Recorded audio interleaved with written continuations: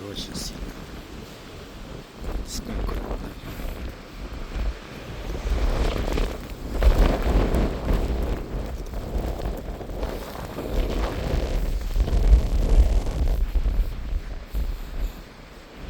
Вот такая вот погода сегодня.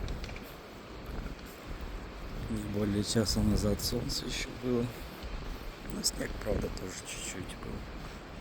Сейчас прям все повалил.